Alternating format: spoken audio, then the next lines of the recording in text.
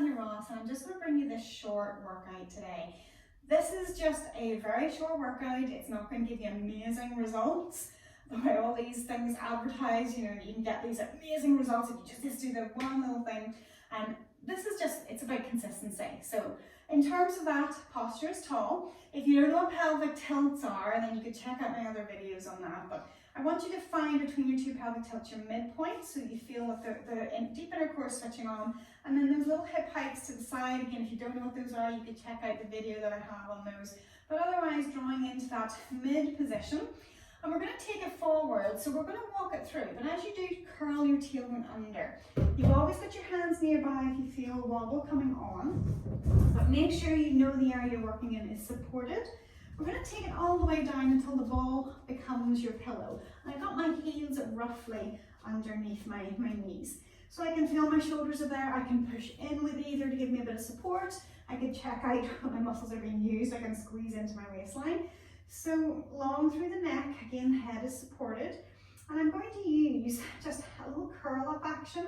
So slowly lifting. And as you lift, imagine keeping this lifted.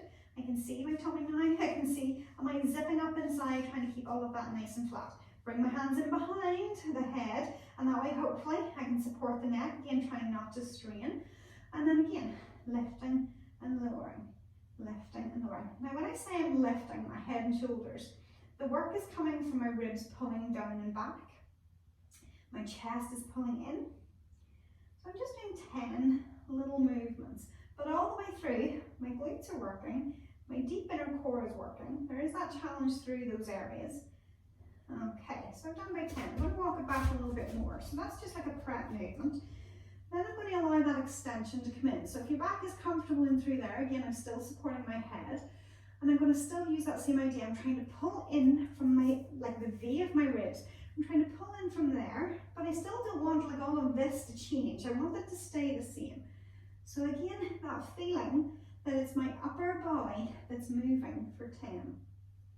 Now I really like training with the ball because it really makes you focus a bit more, plus it's a little bit more fun. And if I wanted to get really fast results, then it would be using the ball. Because it just makes you work a little bit more in certain ways because you're having to think about that stability. Whereas if you're on a mat, it's not just as stable. You'll still get results either way. So from there, that's taken those 10. So we've done a little bit of 20. So I'm going to take it once more. Now I'm happy to come into this amount of extension. So you have to judge whether you're feeling that that's okay for you. And if you feel unstable, you can put your feet wider. There's nothing wrong with that. So again, pulling in through the ribs. So now my upper body is getting longer. Plus I've already done 20 little curls. I want you to keep that sense of the spine reaching along to the wall behind you. If you need to, think about your breath. Out breath as you come up. In breath as you come down. So the out breath helps engage the diaphragm, which is all part of your deep inner core. Don't know about you, but I can feel that's a little bit shaky for me. It's just quite effective. And hopefully that feeling of everything drawing in and pulling tight. Okay, so again, no idea, could be around about 10, we'll leave it at that. Now to draw back up again, I'm going to curl the upper body up. I can bring my arms and my elbows down in, so I need them onto the ball, walking my feet back. There's that curl in the tailbone, but then rise it up when you come out of that. So you can definitely feel all of that has worked in through there. But we're going to balance it up with a movement for your back. Now you can do this with a wall behind your feet, so you can wedge your feet up against it. And it means your movement will be bigger, but you don't necessarily have to. So I'm going to lie over the ball. So I'll show you the version without the feet against the wall. But once I'm here, my feet are a little bit wider, okay? I've brought my heels in slightly together, so I'm in external rotation, so I already feel my bottom is working. So you can work with your hands on the floor if you feel like you want to stay there. And I'm going to lift from my lower back, then lower ribs, mid back, between the shoulder blades, and my head comes up last. I don't have to lift my head right up. I'm trying to keep the sense that my neck is along with the rest of my spine and back down. So if you feel like you want to use that movement from the floor for a bit of stability, you can, and a bit of support. But otherwise, if you feel you want to go a little high, you can have your hands on the ball. They still, if you push one hand and then the other, you have side to side stability. I'm lengthening through my heels as I come up so that I'm rolling into my spine. My lower tummy is pulling up and then my spine is lengthening. So again, with this as a movement, we're going to take just 10 of them. But you should feel your core still working as well as those back extensor muscles. So everything's trying to lift you long. And it's not about going into further extension. You don't have to come all the way up here. And in some cases I wouldn't encourage that because that's going to get you to bend into the low back. I want you to imagine that your spine is getting longer to the wall in front, and that's where you'll feel more of a challenge. Keep reaching, keep lengthening. I'm going to do 2 more. I'm hoping that's about 10.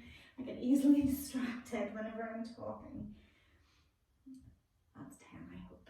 Okay, and then to finish, just letting the back round and open, taking a deep breath, opening up into the ribs on the back of the body.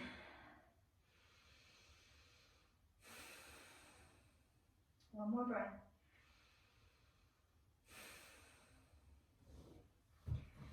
Okay, so I hope that feels like that is just giving you a little bit of work.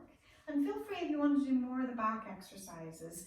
This was just a quick little video, but you could do another 2 sets for your back if you like to really feel that extension. So I hope you've enjoyed this video. If you do, please leave me a like down below and let me know why. Leave a comment and certainly subscribe to the channel, and more videos hopefully coming soon. But check out the playlist that we have already, and hopefully you'll find something that will encourage you to move well and to move more. Thanks for watching. Bye.